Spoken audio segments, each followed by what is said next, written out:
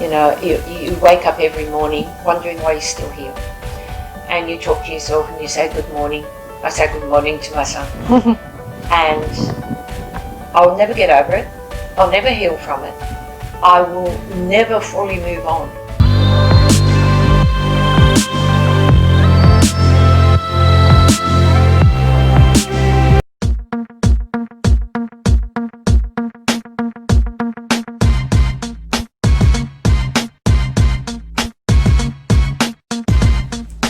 The glitz and glam is the fame, but it's the work backstage that makes the game. I'm Crystel and Levay Blundell, your host. Come with me behind the lens and watch their stories unfold. Our next guest is another one of our own from down here in Australia. She is known to be the first 60-year-old woman to win an international title for Australia. After being a pageant contestant, she's reached a new level of herself and become a national director. And you know what? I'm really excited to see what else she has in store. But not only that, not only the crown that she has, not only who she is now, I want to know more about her. Please welcome onto the show, Robbie Canner.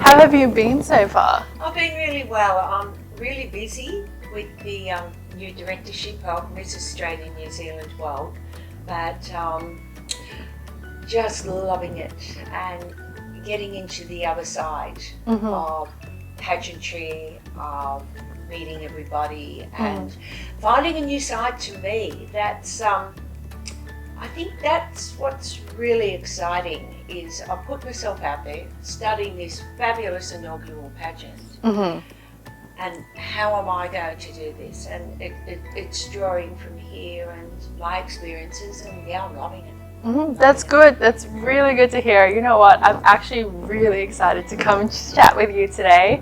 I have seen your blogs that you have been making on your website, and also a lot of the other interviews that you've been doing ever since you won the international crown for Australia. How has your life changed since getting that crown?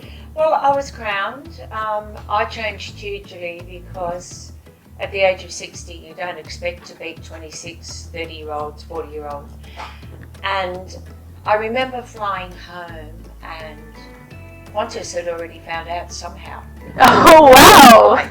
That I was on board. I don't know how.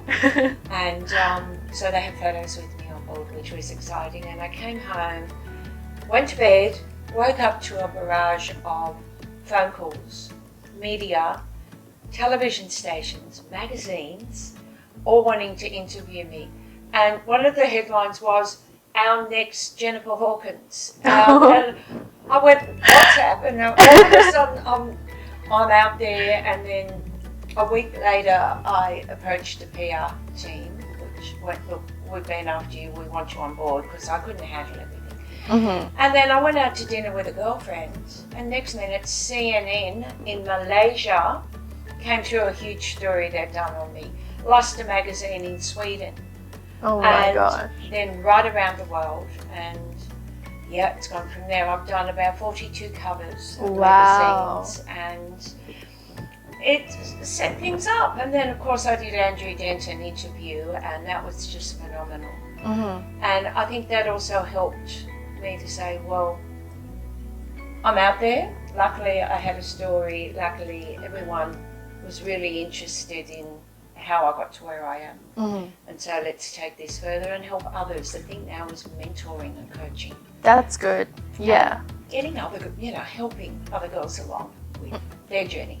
Yeah, so ever since you won the crown, it's almost like in a click of a finger, everything's just changed. My world, literally world turned to me upside down. Yeah, it's completely flipped. Yeah.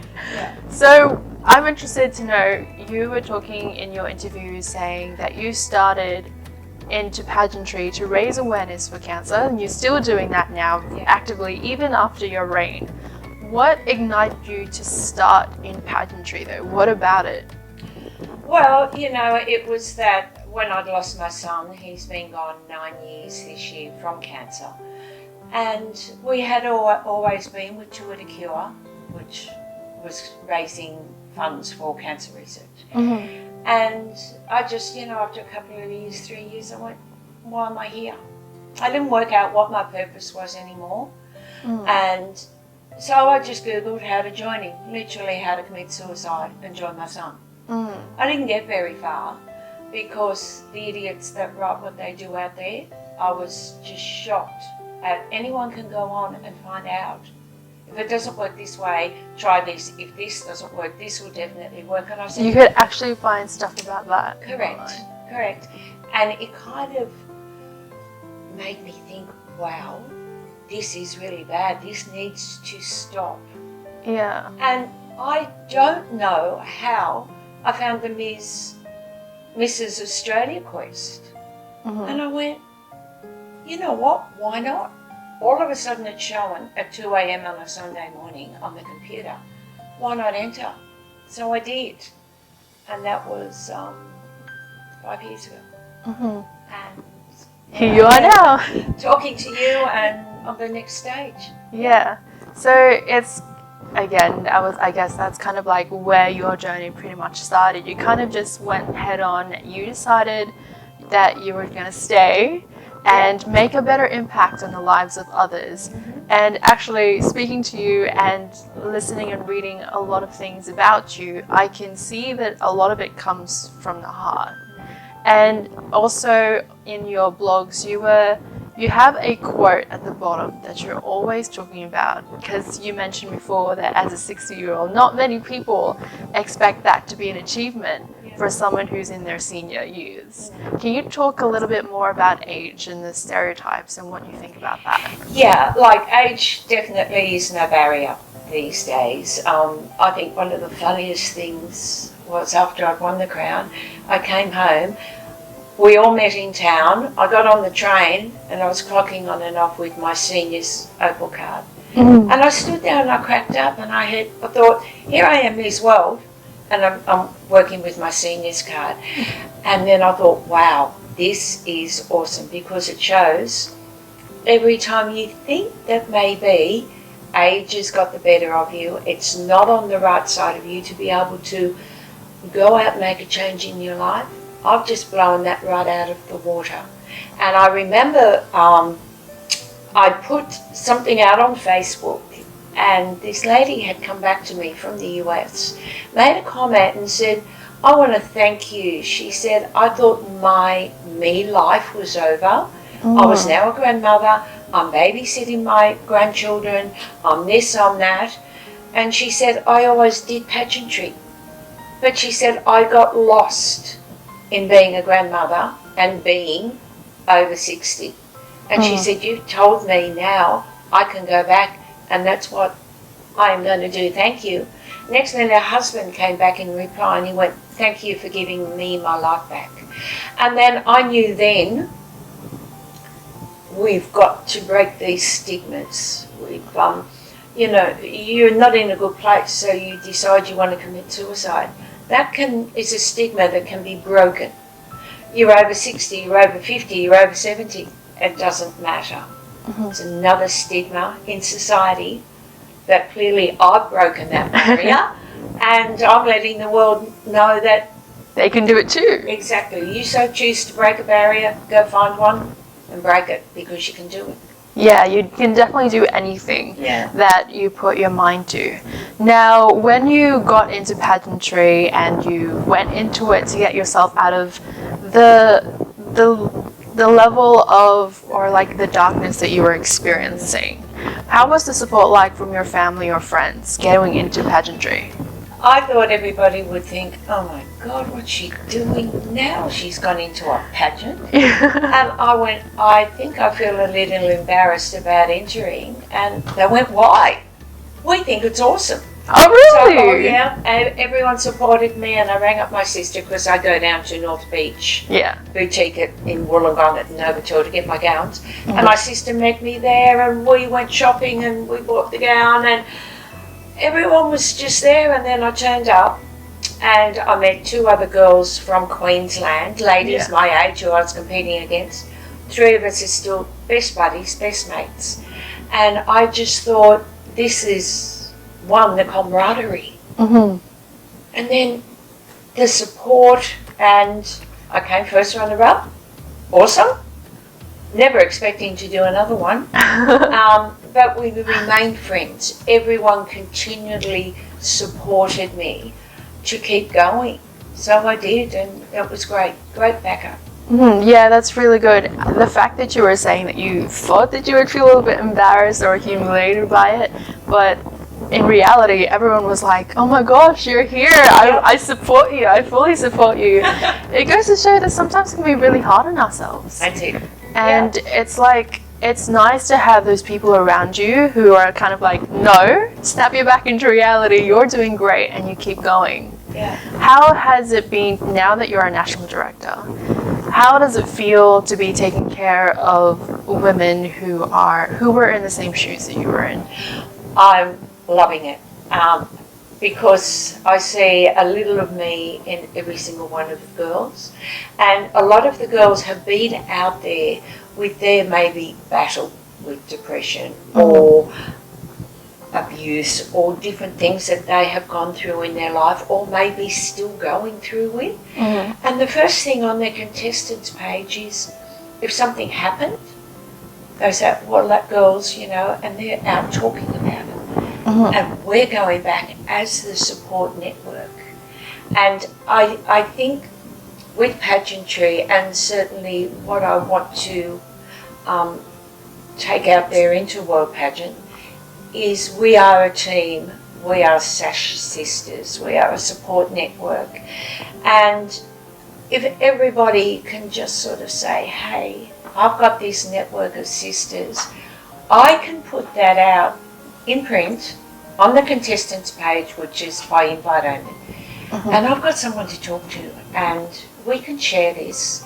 And then I read each and every one, and I go, wow, that's where I was. And I use was a little bit loosely because at times I'm still there. Because to get over what I've been through is, see, I've got a few tears. It's okay. Get over what I've been through never leaves you. Yeah. It's how you choose to deal with it.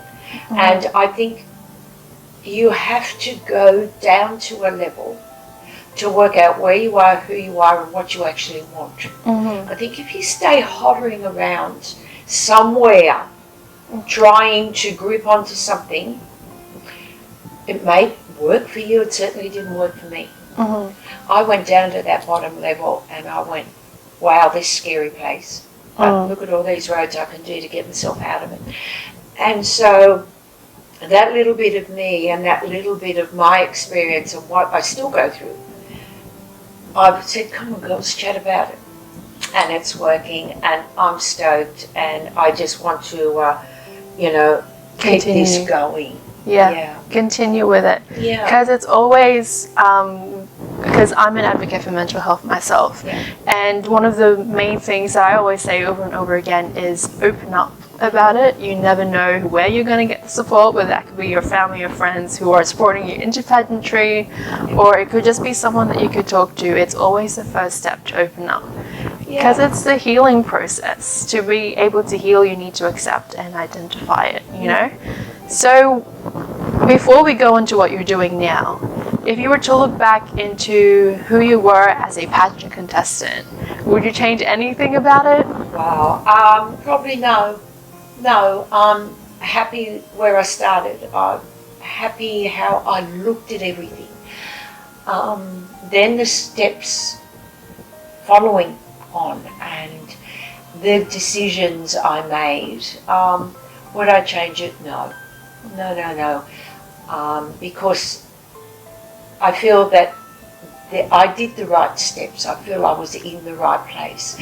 But luckily, Nancy Ellen Martin, who is the US World Director, She had been what I call her my stalker. When our best of mates, I was actually Zooming with her from Virginia, USA this morning. Yeah. She actually caught sight of my journey in Global United in Minneapolis, where I won my first international title, and then went on to become lifetime queen there. And all of a sudden I get this message. And she goes, look, I've been following you. Would you come to Regal Majesty? It's in Vegas. Yeah. It just happened to be the weekend before I had to go to Minneapolis to hand the title over. Yeah. I went, why not? I finally got to meet her. And then she invited me to World to represent Australia. So if I look at would I have done it any other way? No, because clearly I did it the right way. Because I got noticed and I'm still here and yay. Yeah. Not only did you get noticed, it's like throughout, so you're getting noticed in the public, your media, but what's really amazing about it is the hearts that you're able to touch along the way. Because you're raising for a cause that's very close to your heart, and you're also able to raise other people up in other social issues that they are combating and other social issues that they are trying to heal themselves through. Now, what would you say was what was one of the challenges you faced as a pageant contestant, and how did you overcome it? I think one of the greatest challenges was my age. You know, there's bits heading south. I'm not as, I mean, I work out every day. I don't think I'm too bad for, I was 62 last week. I think that basically was my age. I remember walking into orientation at the Miss World pageant in Seattle. I opened the door, I looked around, I walked back out, and I went, what are you doing here? What have you done? I went, well, you had the option to say no. Because that was me being, one, from Australia, which was awesome, 2, my age, 3, what I had actually put myself into.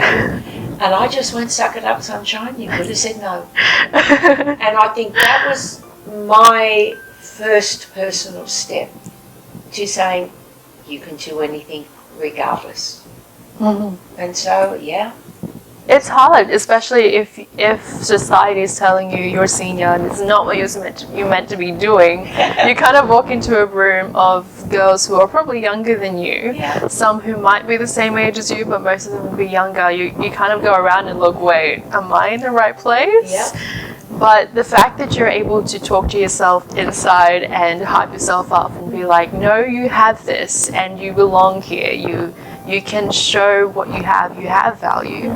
Your age doesn't define who you are is really amazing. And I think that's what we need to keep touching on these days as well. We have our mental health, we have everything, but if you have a particular stigma about yourself and your age, that can create a little bit of a little mental health, emotional security type thing within yourself. It comes from many things, and I think that's where we need to say, hey, no, society is accepting of us now, and that, I don't know, it's accepting of us. It's accepting of who we are at our age, what we can do, and how damn good we are. So what advice do you have for people who have that kind of hesitation inside? How can they overcome that? I think first of all, you've got to find out and recognize your hesitation. Understand why you've got it. Whether it's a recent thing, whether it's something that comes back from your past, whether situational. And then I think you've got to look at, what do you actually want to do? And when I sort of looked at pageantry, I went, wow, I've always had that little pageant girl inside me. So go ahead and do it, whether you dug back to you were 8 years old or whatever. I think it's great to go headlong into things, but I felt if I was going to succeed, I think I had to visit what a pageant, have I ever wanted to done it? Yeah. Have I ever wanted to give it a go, frock up, wear the makeup? So I think that's great. Understand yourself first. And if you really want to get out there and make a change, look at what is impassioned in your heart, and then follow that journey. And if it's not that, go find something. We've got Mr. Google now, and there's a lot of things out there that we can Google, or you can chat to somebody. But yeah, most definitely, just follow your dreams. You're very bright on the inside, you know that. And the fact, now that you're a national director, do you have these kind of thoughts? Yeah. That you're able to share with the girls one-on-one, or like as a group? Do you share with them these kind of moments and thoughts that you have to kind of assist them in a way? Yeah, I mean, our last Zoom meeting, because we have fortnightly Zoom meetings due to COVID, and I actually came out with a lot of my stuff and things on our last Zoom meeting. And I spoke about me, I spoke about my thoughts and feelings, and chatted to the girls about all of this, and chatted where I've come from. I said, because what I'm setting my girls up for is to go out onto that national stage, go out onto the world stage, go out onto their own stages, and have faith and know, yep, I've got, I'm suffering a little bit at the moment, but there is a way to overcome that, and all you have to do is draw on your own self-energy. You don't have to draw on yourself mentally. You just have to draw on yourself and your own energies in here, and the own thoughts that you hold in your gut, and bring them out, recognize them, say, what the hell? What have I got to lose? Absolutely nothing. Are people going to think you're stupid? Some might. But guess what? A lot of people out there are going to say, you go, girl. Yay, let's go. And once again, you're mentoring somebody else you don't even know. And you're helping someone. And I don't think it actually got to me and made me realise how many people my story was actually helping until I actually thought about it. Yeah.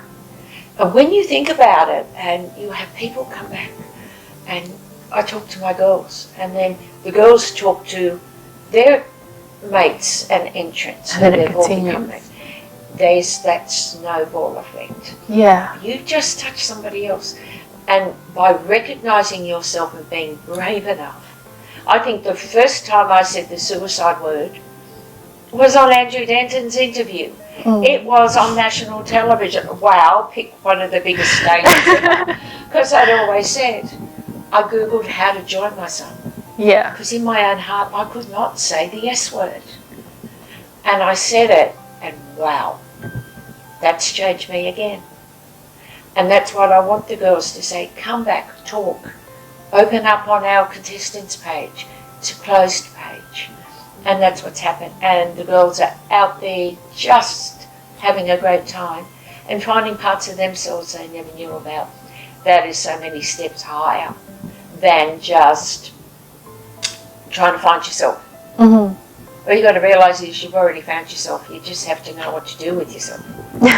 Yeah, Once that's you do true. That, the world's your oyster. Yeah.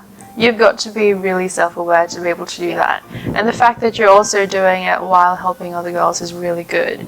Would you say that you're still in the process of recovering or healing, or have you completely overcome it? No, and I never will. You wake up every morning wondering why you're still here. And you talk to yourself and you say good morning. I say good morning to my son. And I'll never get over it. I'll never heal from it. I will never fully move on. But in saying that, recognising that, I will go forward in leaps and bounds. I will get over it to a certain extent. Because if I don't recognise within myself these aspects of my situation, I won't ever move on. So I greet them every morning with, yep, I'm not feeling real good today. So what are you going to do about it? And then I challenge myself to move past it. And it's a daily battle. It is truly a daily battle.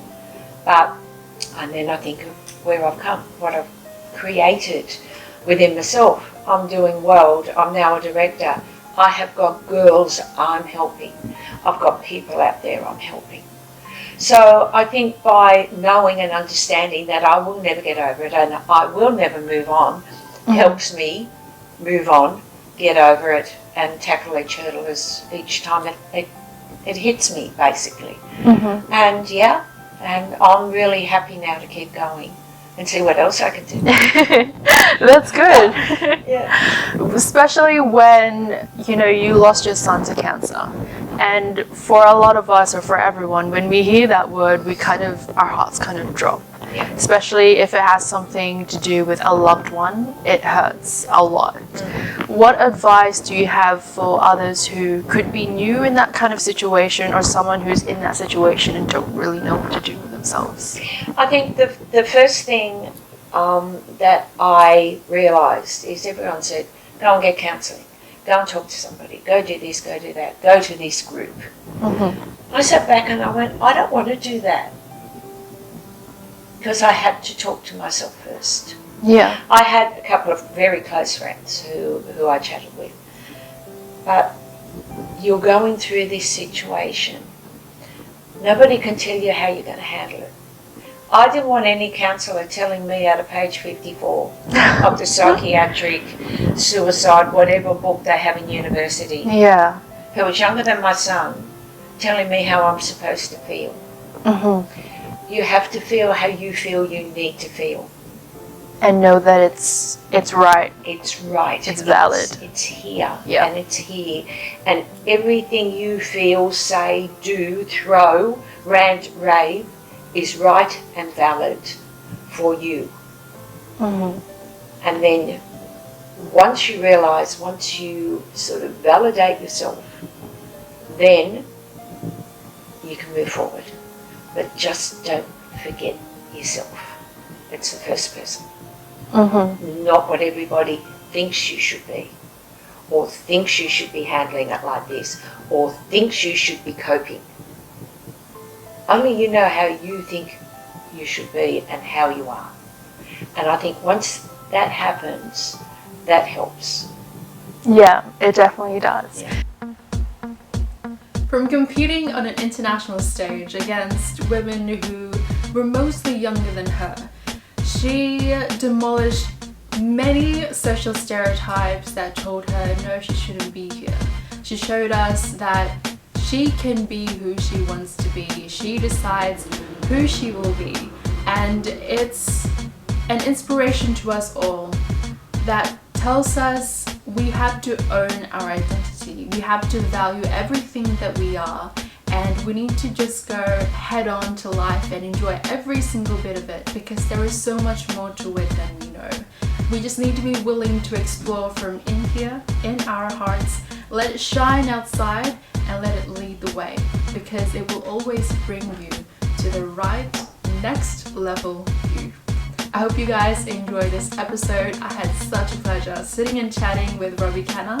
Make sure you tune in to our channel next time. Make sure you hit the like button, subscribe, and remember that the glitz and glam is fame, but it's the work backstage that makes the game. I'll see you guys next time.